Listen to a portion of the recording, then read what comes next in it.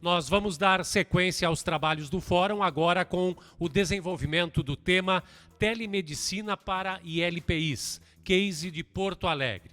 Nós convidamos como moderador desta atividade o Dr. Marcos Cunha, do Moderna Idade, Núcleo de Residenciais Geriátricos do Sindiospa. E o nosso palestrante, que está conosco de forma presencial, o Dr. Felipe Cabral, do Hospital Moinhos de Vento. Nosso moderador Marcos Cunha é advogado e empresário, proprietário do solar Anita Residencial Sênior, sócio do escritório Neri Cunha Advogados Associados, sócio da Elo ILPI Administradora de Residenciais Geriátricos, coordenador do Moderna Idade, o Núcleo de Residenciais Geriátricos do Sindiospa. De imediato, então, eu passo a palavra para a condução dos trabalhos desta atividade ao Dr. Marcos Cunha. Boa tarde a todos. Boa tarde, doutor Felipe. Nós estamos aqui hoje para falar de um tema que eu, particularmente, gosto muito, né? Já venho tentando implementar isso, não necessariamente telemedicina, né? Mas a tecnologia dentro dos residenciais geriátricos já há bastante tempo, então eu venho trabalhando com isso.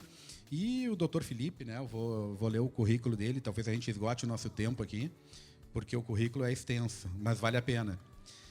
Formado em medicina pela UERJ, Universidade do Estado do Rio de Janeiro, cursou residência médica em pediatria na Universidade do Rio de Janeiro, residência médica em terapia intensiva pediátrica na PUC, possui títulos de doutor e mestre em pediatria e saúde da criança pela PUC do Rio Grande do Sul, possui MBA executivo em gestão em saúde pela Fundação Getúlio Vargas, ocupou o cargo de diretor técnico do Hospital Materno Infantil Presidente Vargas, da Prefeitura de Porto Alegre. Durante 2 anos, coordenou o setor de contratos da Secretaria de Saúde de Porto Alegre por 3 anos, foi responsável pela implantação da telemedicina no Hospital Moinhos de Vento em 2016, liderando projetos de teleoftalmologia, tele-UTI, teleconsulta, teleconsultoria, entre outros.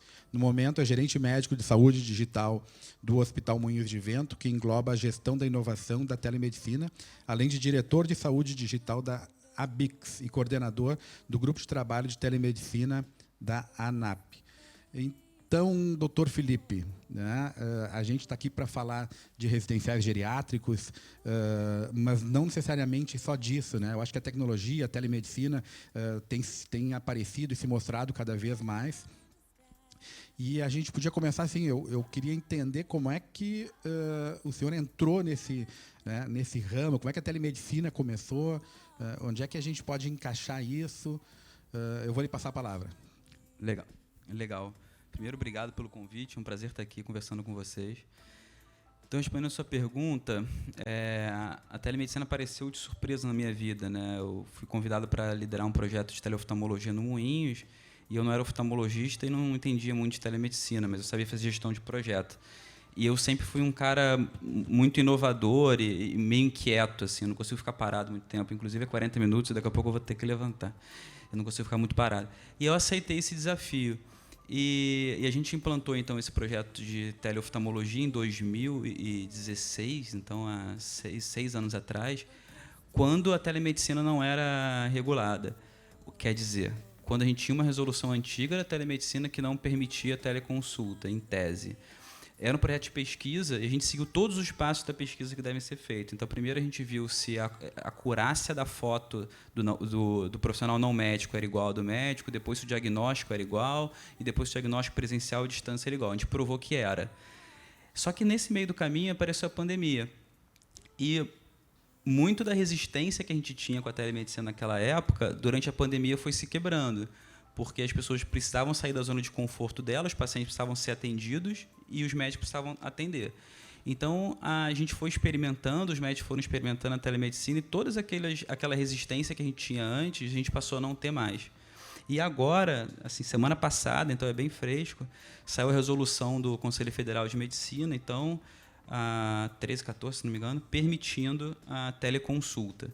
Isso abre, e não só permitindo a teleconsulta, como permitindo a primeira consulta via telemedicina, que era uma discussão que a gente tinha bastante com o Conselho, como permitindo também o médico de Porto Alegre, por exemplo, atender um paciente no Rio de Janeiro sem precisar ter inscrição no Conselho do Rio de Janeiro.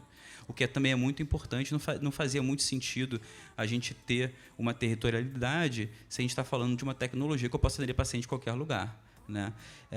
Então, isso foi um avanço, e eu tenho certeza que, com esse avanço, a gente vai poder permitir com que venha investimento de fora e fazer com que essa tecnologia, de fato, seja implementada em vários lugares. E, além disso, quando a gente fala em paciente idoso, em paciente crônico, paciente com necessidades especiais, é aí que a telemedicina entra mais ainda, né?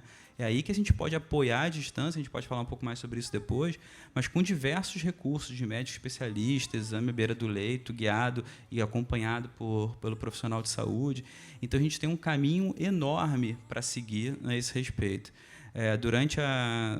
Desde que a gente começou até agora, a gente realizou mais de 100 mil consultas por telemedicina, direto para paciente, e outras tantas mil interconsultas, que é quando a gente tem um médico na ponta, o outro médico lá no Moinhos, e a gente consegue fazer essa avaliação do paciente à distância.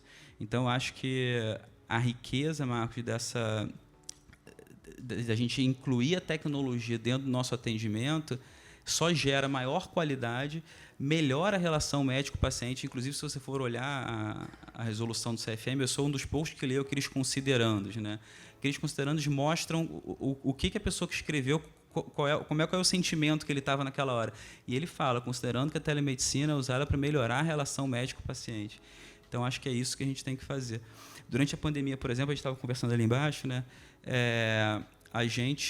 Isso vocês podem fazer nos residenciais, por exemplo. Quando a gente fechou todos os pacientes dentro da UTI adulto e a família precisou ficar do lado de fora, a gente teve um paradoxo lá no Moinhos, porque o nosso tratamento sempre foi muito humanizado na UTI. A gente tinha a UTI tinha visita aberta, visita estendida, os familiares podiam ficar lá, e de uma hora para outra, por causa do Covid, ninguém pôde mais visitar. O que a gente fez? A gente pegou o carrinho de telemedicina, botou dentro da UTI, e aquele carrinho que a gente usava para eu fazer atendimento em Palmas, no Tocantins, eu passei a usar para os familiares conversarem com seus entes queridos que estavam internados, para os familiares conhecerem a equipe de enfermagem, de técnico de enfermagem, os médicos que estavam atendendo o paciente. Então, todos os dias, a gente fazia rounds com os familiares. Os familiares iam de leito em leito, óbvio, no leito do seu familiar, e quem não estava entubado podia conversar, mas podia também ver a pessoa, acompanhar a evolução clínica desse paciente. Isso pode ser feito no residencial terapêutico, a gente estava falando ali, né? A família pode entrar e visitar o seu familiar mesmo que é à distância e ter o mesmo carinho, ter o mesmo conforto. Meus pais moram no Rio, eu não vejo eles há 6 meses agora, mas a gente se fala o tempo todo por telefone, por vídeo, por tudo. Por que a gente não pode proporcionar isso também dentro do residencial terapêutico? Então, é mais uma forma de usar a tecnologia para a gente não só fazer o atendimento, mas para a gente também garantir um melhor cuidado, um melhor carinho, uma melhor satisfação dos nossos clientes. Pois é, Felipe, tu sabe que quando começou a pandemia, eu também fui atrás dessas tecnologias, né? E o Dr. Luciano Eifler, que é um entusiasta também, né, das tecnologias e dos robôs, e acabei comprando um robô para botar no residencial, e a gente fez exatamente essa aproximação das famílias, né? Porque esse começou com o WhatsApp, mas a telinha pequena, pessoa idosa, enfim. E aí, quando veio aquele robozinho andando assim pela sala, né, e os idosos vendo, chegavam a chamar o robô, né? Então, foi uma experiência bem legal. Porque isso faz parte do cuidado, né? A satisfação faz parte do cuidado. E quando você consegue aproximar a família mais ainda de onde está esse paciente, onde está esse cliente, ele se sente mais bem cuidado e mais bem satisfeito. O NPS da telemedicina sempre foi acima do NPS do hospital. É incrível, porque como a gente está à distância e a gente entende, o ser humano é muito afetivo, ainda mais o brasileiro, gosta de pegar. Quando a gente está à distância, eu acho que a gente tenta ser mais ainda. É engraçado, a gente tenta ser mais, porque a gente não tem essa dificuldade de pegar na pessoa, de estar perto. Então, a gente acaba, a gente acaba trabalhando sempre com protocolos, né? Então, a gente tem essa facilidade na telemedicina. Como a gente está sempre na frente do computador, os nossos atendimentos são sempre protocolados e sempre auditados. Então, ele é muito mais facilmente auditado, então o médico acaba seguindo muito mais o protocolo. O médico tem que ser treinado para fazer telemedicina. A gente até discutiu isso no evento da ANAP ontem, falando da resolução do conselho, que os médicos atualmente, os profissionais de saúde no geral, eles não aprenderam na faculdade esse atendimento à distância, que a gente chama de telepropedêutica. Então, esse médico, esse profissional de saúde, ele tem que ser treinado para isso. Se ele não vai aprender na faculdade, ele tem que ser treinado. Segundo, ele tem que ser experiente, ele tem que ter alguns anos já de prática para ele poder abdicar do exame físico à distância e observar esse paciente, abdicar do exame físico presencial, e observar esse paciente à distância, né? Mas quando ele faz isso, ele é treinado, ele tem um protocolo na frente dele, ele acaba sendo muito mais humano, por incrível que pareça, do que quando ele está lá, presente, tendo que atender em 15 minutos e passar o próximo. Então, a gente tem um índice de satisfação do NPS enorme. A gente vai publicar agora um estudo também de satisfação por uma outra escala em telemedicina. A gente vai validar essa escala e já aplicou essa escala, e a satisfação é muito alta, muito alta. Então é engraçado que a gente vê que, mesmo não estando junto, a gente mantém uma satisfação muito elevada e mantém uma qualidade de atendimento muito elevada. Uma outra questão que surge, Felipe, é com relação ao atendimento da telemedicina dentro de um residencial geriátrico, né? As ILPIs, né, instituições de longa permanência para idosos, elas têm caráter residencial, né? Então, quando a gente coloca um robô, um tablet, computador, um console de telemedicina, como é que isso se desenvolve?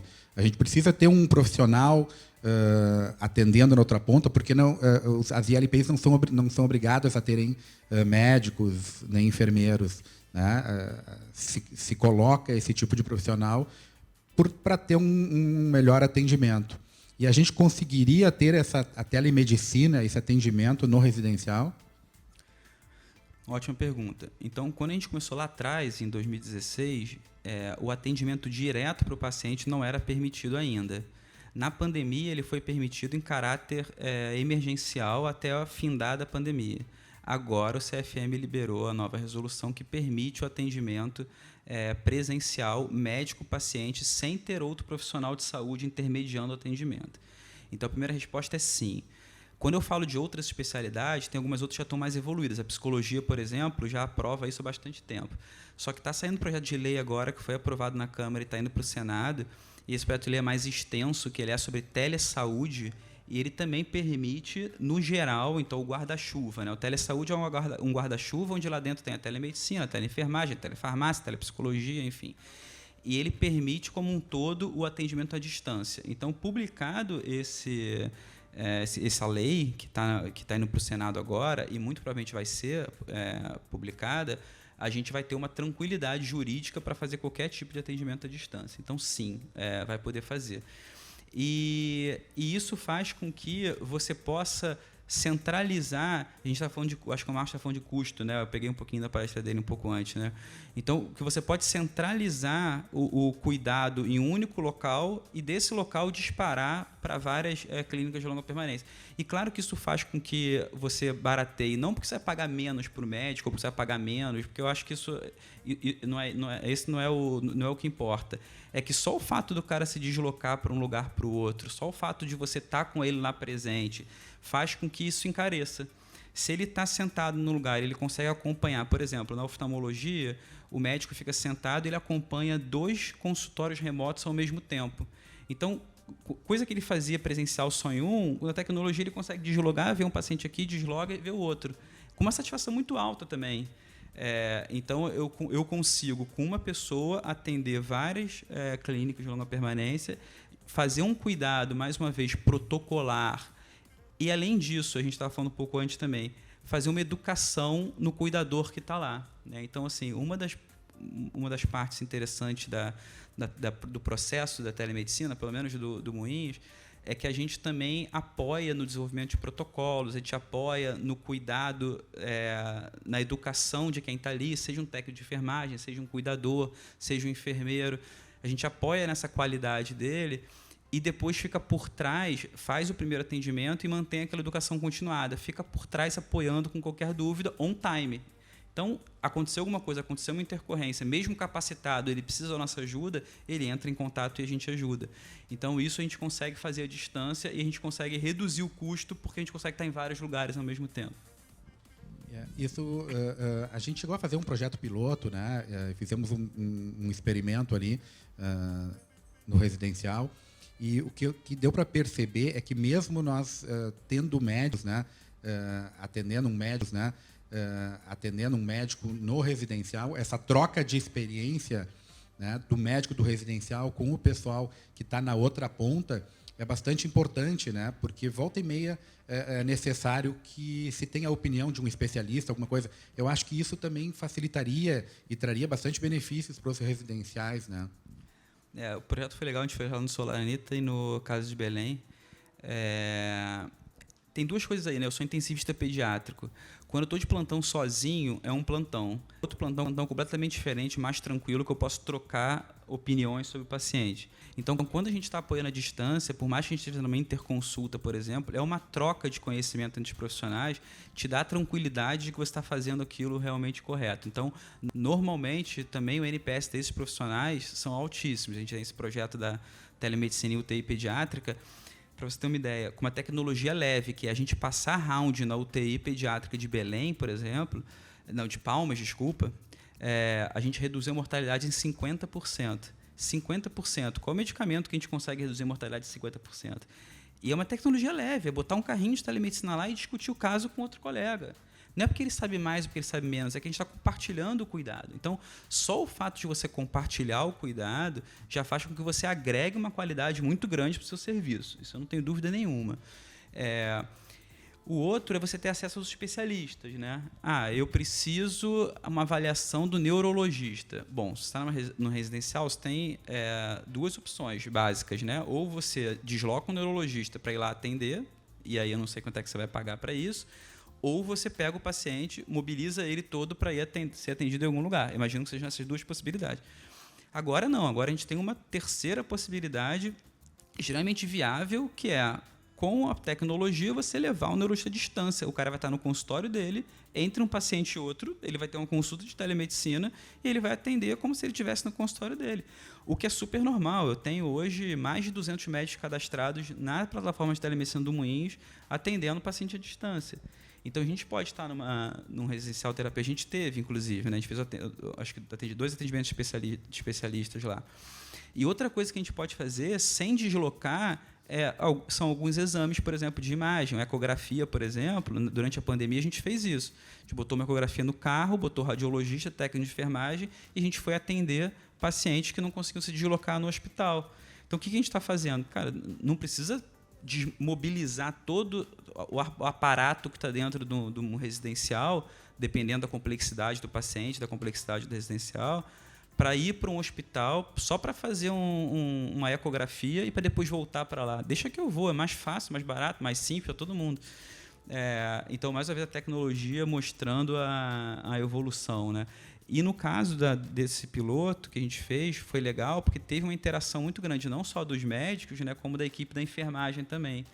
E o que a gente achava que ia ser uma certa dificuldade dos pacientes, os pacientes adoraram, né? Tiravam foto com robô, com carrinho e tal. Então, foi bem legal. Uma coisa importante, assim, eu acho, que a gente aprendeu com isso, né? Aproveito e agradecer mais uma vez por deixar a gente ter aprendido com vocês. Que é a resistência que pode haver da equipe que está atendendo aquele paciente, né? Então, assim, isso a gente tem que ter muito cuidado, porque a gente não está lá para substituir aquele médico que está fazendo os atendimentos lá, de forma nenhuma.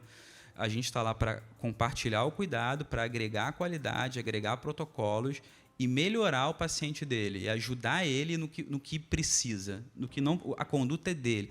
A conduta na telemedicina, ela é basicamente do médico, ela é compartilhada, mas o médico presencial, ele tem um peso maior da responsabilidade. Então, é ele que vai dar o parecer final do que ele vai fazer. A gente apoia a decisão, a gente está lá do lado para apoiar com nossa equipe médica, com os nossos especialistas, com nossa equipe de enfermagem. Cuidados de pele, por exemplo, a gente pode muito bem fazer à distância. aquelas pacientes acamados, avaliar esse paciente à distância, indicar um cuidado de pele mais adequado para ele. Isso a gente faz muito bem à distância. A gente tem uma equipe dentro do Moinhos, que é o Grest, para isso. E a gente faz dentro das UTIs, a gente faz dentro dos residenciais. Então, esse compartilhamento do cuidado, esse apoio à distância, sem querer ultrapassar uma barreira de substituir a pessoa que está lá, isso é muito importante para a gente não encontrar resistência.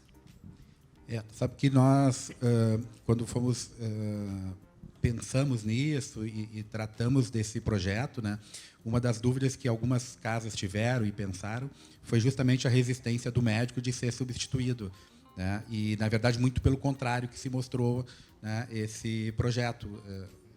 O hospital, por trás, consegue dar um apoio bastante grande, né? E uma coisa que eu acho que é interessante a gente falar também é que toda essa tecnologia, né, da telemedicina, enfim, traz muitos benefícios em função de outros equipamentos. Assim como tu falasse, né, do ultrassom portátil, tem raio-x portátil, né? Muitas vezes os idosos dentro dos residenciais geriátricos têm uma dificuldade de deslocamento, de saída da casa, né, que é mais complicado. Que a pandemia nos mostrou que é possível fazer esse atendimento dentro do residencial. Como eu disse, né, o residencial ele é um caráter, o próprio nome já diz, né, residencial geriátrico, ele tem caráter residencial de moradia. Não, as casas de repouso, as ILPIs, não têm o condão de fazer tratamento, mas não impede que se agregue esse valor e esse serviço, né? E existem outros tantos equipamentos surgindo, né?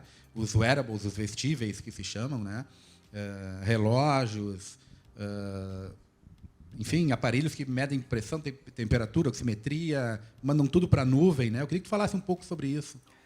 Isso é legal porque a gente pode abraçar outros pontos da telemedicina. A gente falou então sobre teleconsulta, que é o médico direto ao paciente. A gente falou sobre teleinterconsulta, que é o médico apoiando outro médico. E agora a gente vai falar sobre telemetria, né? O telemonitoramento, que é justamente isso, que é aquele paciente sendo monitorado através de wearables, através de devices. Wearables são os vestíveis e devices são outros que não são vestíveis necessariamente, mas que eles transmitem informação quanto frequência cardíaca, frequência respiratória, saturação, pressão arterial para a nuvem, e a gente monitora isso num painel de monitoramento, onde a gente tem uma enfermeira navegadora, né? Então a gente tem no Moinhos algumas enfermeiras navegadoras que navegam nossos pacientes, tanto os crônicos que estão em casa, tanto os crônicos que estão em clínicas de longa permanência, tanto os pacientes oncológicos também a gente tem Nurse Navigator para isso, e a gente monitora esse paciente. Qualquer alteração inicial de sinal vital, por exemplo, a frequência cardíaca está aumentando no basal dele, acione o alerta. A frequência cardíaca está aumentando e a pressão está caindo. Bom, já tem alguma coisa evoluindo aí. Você consegue agir de uma maneira mais rápida para que essa intercorrência seja resolvida, se der, no ambiente que esse paciente está, para que ele não precise evoluir para um deslocamento, para um hospital, ou enfim, e aquele quadro não se agrave, né? A gente tem muitos estudos, não lembro de estudos necessariamente terapêuticos. Posso tomar só uma aguinha aqui? Mas a gente tem muitos estudos em pacientes, por exemplo, oncológicos, que o fato desses pacientes, a gente avaliar o PROM dele, né, que é o outcome que ele relata, né, os sintomas que ele relata, só o fato de a gente acompanhar esse paciente, avaliar os sintomas que ele relata para uma Nurse Navigator, a gente diminui a intercorrência, diminui a internação, diminui a mortalidade de pacientes com câncer. Por que isso? É meio óbvio, né? Porque a gente não pensou nisso antes, mas é meio óbvio, porque se ele te relata o que ele está sentindo, sem precisar estar presencial, sem precisar se deslocar, e você consegue de alguma forma agir naquele paciente, aquela intercorrência muitas vezes não vai evoluir para uma intercorrência pior, ele não vai precisar ser internado. E aqui vale a mesma coisa, né? Se a gente tiver, por exemplo, não necessariamente vai ter um tratamento, mas se esse paciente inicia com algum quadro que a gente tem uma necessidade de começar um antibiótico, se a gente começa precoce esse antibiótico, faz com que esse paciente não evolua para uma sepse, por exemplo, paciente crônico, idoso, com risco de evoluir para um quadro mais grave, faz ele suspender ali aquela evolução, e esse paciente pode continuar internado, pode continuar ali, e não tem que 2, 3, 4 dias depois ir para um hospital, se for o caso. Então a gente tem Eu, por exemplo, agora estou monitorado, né? Com o Apple Watch a gente consegue fazer isso, monitora minha frequência cardíaca. Às vezes eu estou brincando com meu filho, eu caio, ele fala: se você caiu, quer que eu acione alguém? A gente pode fazer isso. Isso a gente pode pensar no mundo de coisas, né? Posso ficar falando horas sobre isso. A gente pode pensar na Alexa controlando isso, né? Por que não? Eu não tenho um assistente virtual que eu seto alguns sinais vitais para ele, limítrofes, né? Mínimos e máximos, e ele vai me alertando o que está acontecendo. A minha balança é ligada na minha Alexa e o meu relógio é ligado na minha Alexa. Então, assim, a minha Alexa sabia que durante a pandemia eu engordei 10 quilos, que eu parei de fazer exercício e que minha frequência cardíaca aumentou. Por que ela não me avisou? Ela não poderia ter me avisado? Felipe, dá um jeito na tua vida. Tu engordou 10 quilos, cara. Tu não está fazendo exercício. O que está acontecendo? Então, assim, a tecnologia ela vem para agregar mais o cuidado, não é para substituir ninguém. Isso vale para o residencial também. A gente pode ter o paciente monitorado, a gente monitorava os pacientes, a nossa enfermeira olhava diariamente o monitoramento desses pacientes e, caso tivesse alguma intercorrência, ela podia ativamente entrar em contato, falar: olha, o que está acontecendo com a fulana e tal, porque a frequência cardíaca está subindo muito. Ou ela podia ser acionada, né, e receber e tratar essa intercorrência também. Isso é bastante interessante, né? Porque toda essa informação ela fica armazenada, né? Então, mesmo para o mundo analógico, né, quando o paciente vai no médico, ele vai ter essa informação na mão, né? Hoje, então, os resultados, esses dias eu estava precisando de um resultado de exame, e aí o laboratório, tu entra no laboratório, tem todos os teus exames ali, e aí tu tem essa informação precisa para o médico, né? Porque muitas vezes, falando de idosos, né? O idoso chama o filho para acompanhar, o médico pergunta qual é a medicação, o que está tomando, o idoso não tem muita certeza, não lembra, trocou o nome, o filho também não sabe porque não acompanha, né? Então, toda essa tecnologia, mesmo que não seja online, mas se conseguir fazer com que isso fique armazenado, né? E no próprio residencial, mesmo na ILPI, que se tem essas informações de fácil acesso, né? Precisa chamar a emergência, não precisar ver no papel, ter que imprimir ou não, né? Ou muitas vezes está no livro. Isso tudo facilita o atendimento, né? A gente está começando a falar sobre dados, né? E hoje em dia a gente tem uma riqueza de dados que a gente produz o tempo todo. A gente só não sabe o que fazer com esses dados, né? A gente produz hoje, em um dia, mais do que 100 mil vezes as estrelas que tem no céu, para você ter uma ideia de dados, né? Então, mas o que a gente faz com todos esses dados? A gente está engatinhando ainda nesse processo de cuidar de dados, analisar dados e trabalhar com os dados.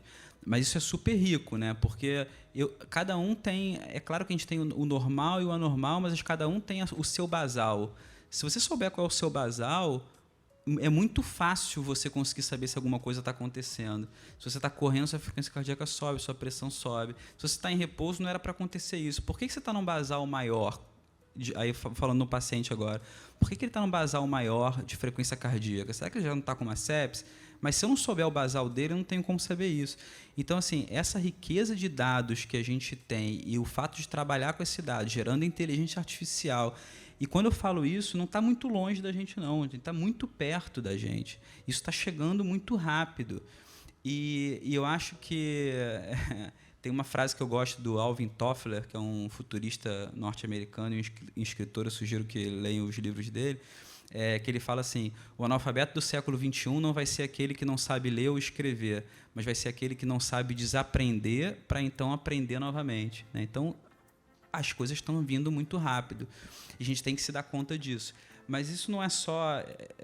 dentro do hospital também a gente tem uma certa dificuldade em lidar com esses dados, né? Porque, por exemplo, o que eu estava falando da Alexa e do Moinhos, eu poderia chegar e baixar todos os minha frequência cardíaca, minha pressão arterial e minha saturação para o Moinhos e ele saber qual é o meu basal na chegada para já me atender na emergência, né?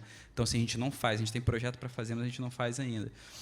Então, quando você passa no residencial a monitorar esse paciente, fazer um telemonitoramento, você passa a agregar mais um cuidado ainda. Aquele familiar sabe que aquele paciente está ali, que ele está sendo cuidado, que ele está sendo olhado, que ele está sendo monitorado e que ele vai ser ele vai ter uma resposta tão logo tem alguma intercorrência. Isso vai fazer com que ele não evolua na sua doença e que ele não precise se deslocar dali. Porque eu imagino que o maior problema de vocês, ou um dos maiores, é o deslocamento desse paciente que está ali internado, né? Então, assim, tudo que a gente conseguir fazer para que esse cliente, esse idoso, permaneça ali de uma maneira adequada é válida, porque é muito custoso você tirar ele dali. Tanto custoso do ponto de vista financeiro, quanto, eu estou falando aqui só para especialistas, tá? Eu não sou especialista na área, mas tanto custoso financeiro quanto custoso do ponto de vista emocional, né? Imagino que seja difícil.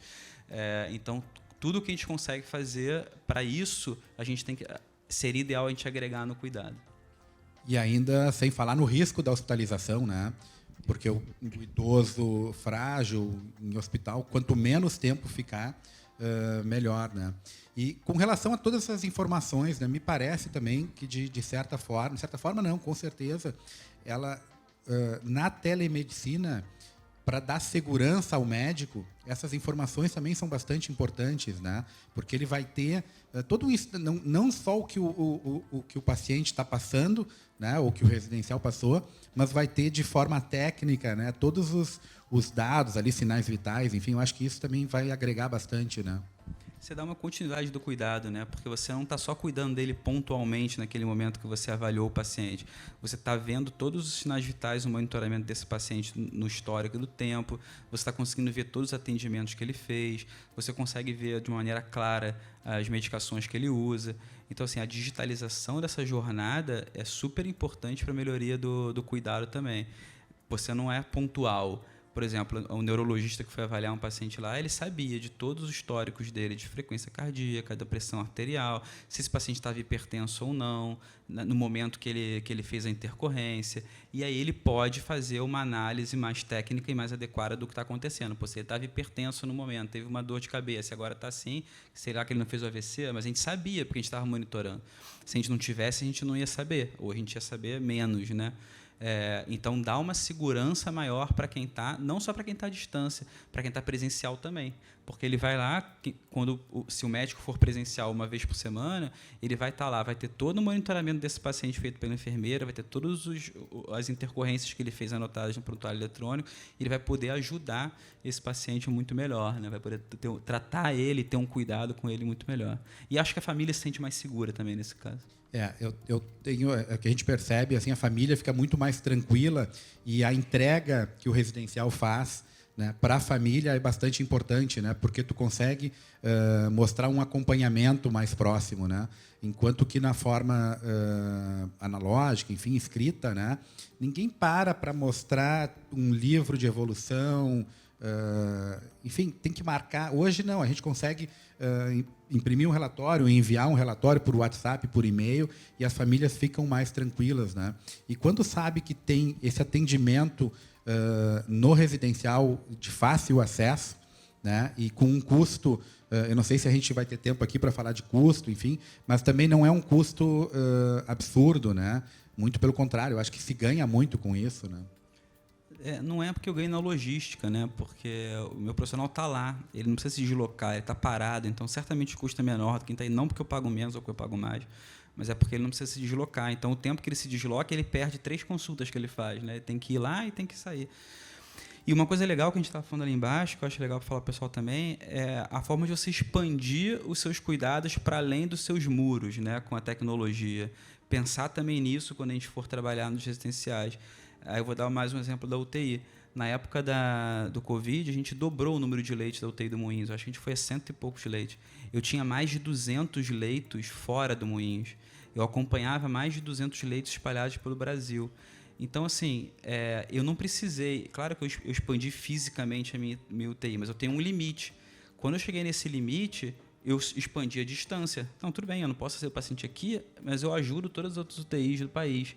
Eu tinha o dobro de leitos de UTI acompanhando pela telemedicina, tanto UTI adulto, quanto PED, quanto NEL, do que eu tinha instalado dentro do Moinhos. Então, a gente pode pensar nisso também, né? Porque a gente não pode, centralizado dentro de um residencial, acompanhar pacientes que estão fora desse residencial através de tecnologia e fazer o apoio para esses pacientes. Até porque, se ele precisar ser institucionalizado, se ele precisar ir para uma LPI, certamente a LPI de referência vai ser a que está atendendo ele em casa, né? Então fica a ideia também de pensar em expandir o cuidado para além dos seus muros e não necessariamente só expandir os seus muros, comprar o terreno do lado e fazer uma casa do lado. Pode ter o mesmo resultado com um investimento bem menor, você está dentro da casa do paciente através da tecnologia e expandir a sua capacidade instalada. E outra coisa que a gente também estava comentando ali, no fim, a gente bateu um bom papo antes, né? Que é com relação ao treinamento, né? Acho que tu chegasse a comentar aqui, né? As equipes dos residenciais, ou até das residências mesmo, elas podem ser treinadas através das plataformas de telemedicina, né? Acho que isso é bastante viável e economicamente também, tanto para as empresas quanto para as famílias, tem um retorno bem bom, bem grande, né? É o que a gente chama também de educação à beira do leito, né? A gente está educando, a gente está treinando, mas a gente está colocando esse aluno que está exposto àquela situação em tempo real e você está do lado apoiando. A gente faz isso para cirurgia, por exemplo, né? Quando a gente faz telecirurgia, educação, a gente capacita o cirurgião, leva esse cirurgião para operar na cidade que ele está e as primeiras cirurgias a gente apoia ele à distância. A gente faz isso, pode fazer esse treinamento no residencial também. A gente capacita a equipe e está ali do lado dela durante alguns dias, dependendo da necessidade, apoiando e dizendo, olha, aquilo que a gente capacitou assim, você tem que fazer assim. Você está fazendo X a Y, e você está ali do lado apoiando a distância. Por que isso faz sentido, né? Mais uma vez, eu estou ganhando em escala, eu estou ali, eu não preciso estar presencial lá para fazer esse acompanhamento. Eu estou à distância, eu estou acompanhando ali, posso acompanhar outros simultaneamente, mas eu faço com que esse teu colaborador ele sinta muito mais seguro em fazer alguns procedimentos que ele aprendeu porque tem alguém do lado dele olhando. Isso faz com que a satisfação dele aumente, isso faz com que você retenha mais tempo ele. Isso faz com que você tenha uma pessoa mais experiente, mais satisfeita, que fica mais tempo com você e que cuida melhor dos clientes, né? Então, a educação sempre é a base de tudo dentro da área da saúde, né? Acho que quando você investe na educação dos seus colaboradores, você necessariamente está fazendo com que você ganhe em qualidade, necessariamente está fazendo com que você ganhe em satisfação dele e necessariamente está retendo ele mais tempo. Então, isso a gente aprendeu no MUIS há muito tempo. E é uma das coisas que a gente sempre faz com qualquer projeto que a gente tenha de telemedicina, que a gente faz acompanhamento horizontal. Nos projetos de tele-UTI, a gente tem isso. Tele-UTI adulto, pediátrico e neo, a gente faz capacitação, a gente faz discussão de caso, a gente não só atende à beira do leito, mas a gente entrega protocolos, a gente constrói protocolos personalizados, porque dependendo do local, precisa de um protocolo, outro local precisa de outro, porque um é SUS, outro é convênio, então o acesso é mais difícil em alguns locais. Então a gente cria protocolos personalizados, capacita a equipe e apoia essa equipe à distância. A gente está chegando ao fim aqui, nós temos aqui ainda 4 minutos. Tem uma pergunta aqui que é do Rafael, ele é enfermeiro. E aí ele pergunta, na ILPI, para ter médico, tem que ter alguma documentação? Imagino que ele quer saber do atendimento telepresencial, se precisa alguma documentação especial. Imagino que tenha sido essa a pergunta dele. Entendi. Está aí o Rafael? Ou ele está à distância? Eu acho que está à distância, está online. Eu não entendi o que ele fala com documentação. Né? Eu acredito que ele queira saber se é preciso algum registro, alguma coisa, para ter a telemedicina no residencial. É preciso a gente que faz a telemedicina, a gente ter registro no conselho, né? Quem recebe a telemedicina não precisa de registro no conselho necessariamente, se é isso que ele está perguntando. E a documentação quem precisa é quem faz. Se a gente faz teleconsulta, a documentação que precisa é quem faz. Se a gente faz teleinterconsulta, os dois precisam, né? Ter a documentação, mas ter o registro no conselho, que você é médico de fato, e eu estou discutindo um caso com você. E o que precisa se a gente for expandir o que ele fala de documentação, é toda a segurança de dados que tem que ter nessa troca de informação, né? Então, a gente está com a LGPD aí, então a gente precisa de uma plataforma segura, com troca de dados, seguros, que minimamente esses dados vão estar no local que só vai ser acessado por profissionais de saúde, por exemplo, que não vai ter um acesso externo, né? Então, isso precisa. Mas da LPI, não, necessariamente não.